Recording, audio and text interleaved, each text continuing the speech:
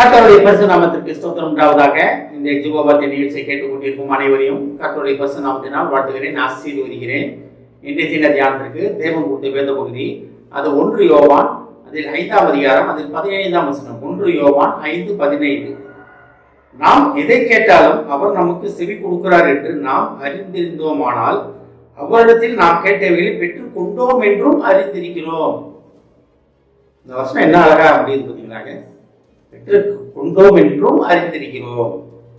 அப்ப நம்மளுடைய அறியாமை தான் காரணம். இன்றைய தினம் தேவன் உங்கள்கிட்ட சொல்ல ஆசைப்படுகிற ஒரு காரியம் என்னவென்றால், நீங்க எதெல்லாம் அவர் நாமத்தின் நிமித்தமாக கேட்டீங்களோ அது எல்லாமே உங்கள்கிட்ட கொடுத்துட்டேன், எல்லாமே உங்கள்கிட்ட நான் செஞ்சுட்டேன், உங்களுக்காக சகலத்தையும் செய்து முடித்து விட்டேன் அப்படின்னு தேவன் நம்மகிட்ட சொல்ல ஆசைப்படுகிறார். ஆனா அது ஒரே ஒரு இது பாருங்களேங்க, அவரிடத்தில் நாம் கேட்டவைகளை பெற்றுக் கொண்டோம் என்றும் அறிந்திருக்கிறோம். அப்ப அது இந்த வசனம் எப்படி ஆரம்பிக்குது பாருங்க. நாம் எதை கேட்டாலும் அவர் நமக்கு செவி கொடுக்கிறார் என்று நாம் அறிந்திருந்தோமானால், அப்ப நம்ம தேவனை முழுமையாக அறிந்திருக்கிறோமா? இந்த வருடத்தின் கடைசி வாரத்தில் இருக்கும். நம்ம இந்த தினம் வருடத்தின் கடைசி ஞாயிற்றுக்கிழமை இது. அப்ப தேவன் நம்மகிட்ட கேட்கறது என்ன காரியம் என்றால், நம்ம தேவனை முழுமையாக அறிந்திருக்கிறோமா? நம்ம என்ன வயசு இருக்கு, என்ன காலங்கள், என்ன எதுனா அதை பத்தி தேவனுக்கு கவலை இல்லை. நம்ம மரணிக்கும் தருவாயில் இருந்தாலும் பரவாயில்ல, வாலிப வயதில் இருந்தாலும் பரவாயில்ல, சிறு பிள்ளைகளாக இருந்தாலும் பரவாயில்ல, தேவனை பற்றிய அறிவில் நம்ம இருந்திருக்கிறோமா? தேவன் எனக்காக யாவும் செய்து முடிக்கிற தேவனுடைய அறிவை நம்ம புரிந்திருக்கிறோமா? நமக்காக தேவன் செய்து முடித்திருக்கிற காரியங்களை நம்ம அறிந்திருக்கிறோமா? தேவன் நமக்காகத்தான் மரித்தார், நமக்காகத்தான் பிறந்தார், நமக்காகத்தான் சகலமும் நமக்காக எனக்காக என்றதை நம்ம புரிந்திருக்கிறோமா?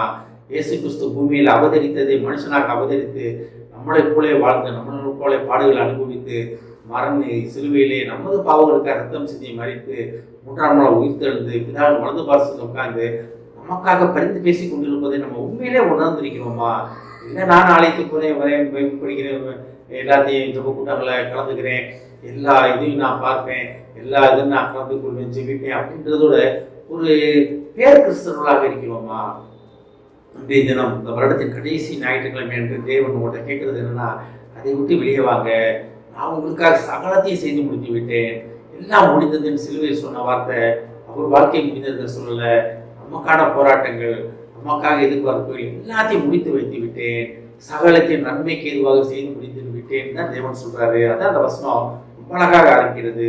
நாம் எதை கேட்டாலும் அவர் நமக்கு செவி கொடுக்கிறார் என்று நாம் அறிந்திருந்தோமானால், அப்போ இது ஒரு கொஸ்டின் மார்க். நம்ம அறிந்திருக்கிறோமா? நம்ம என்னதை கேட்டாலும் தேவன் நமக்கு தருவார் அப்படின்னு. அதுக்காக நம்ம அடுத்தவை சாகணும் அப்படின்னு நம்ம கேட்கக்கூடாது, அடுத்தவை நாசமா போகணும்னு கேட்கக்கூடாது. நிறைய நேரத்தில் நம்ம வாழ்க்கை எப்படி இருக்கிறதுனா, அடுத்தவை எக்கே எடுக்கிட்டு போனாலும் பரவாயில்ல, அது உடன் பிறந்தவங்களா இருந்தாலும் பரவாயில்ல, ரத்த சம்மந்தமாக இருந்தாலும் பரவாயில்ல, அப்படியே தரையில் ரோட்டில் கிடந்தாலும் பரவாயில்ல, நான் நல்லா இருக்கணும், அவனை ரோட்டுக்கு அனுப்பாமல் நான் விட மாட்டேன் அப்படின்னு வைராக்கியத்தோடு அறிஞ்சு கொண்டு இருக்கிறீர்களா?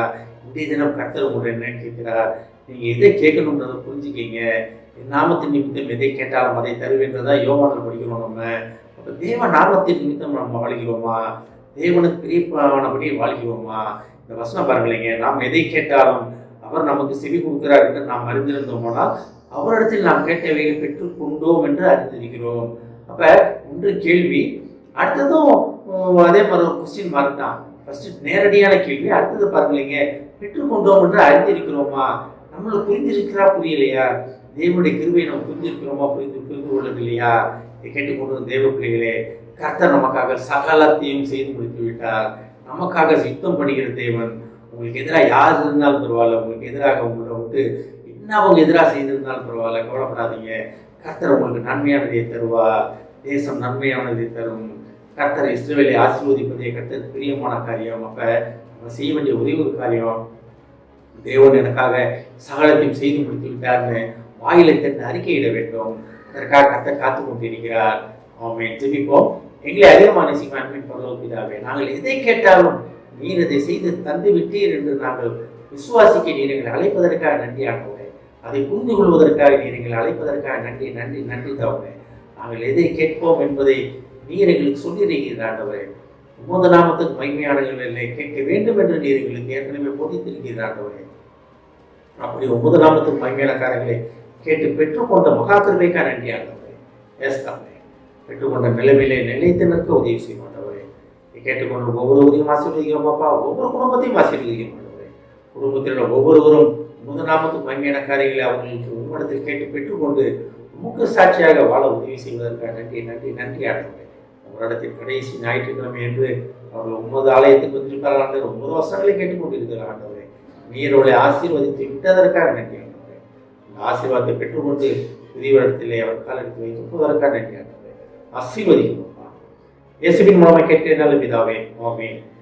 கர்த்தர் உங்களை ஆசீர்வதிப்பாராக.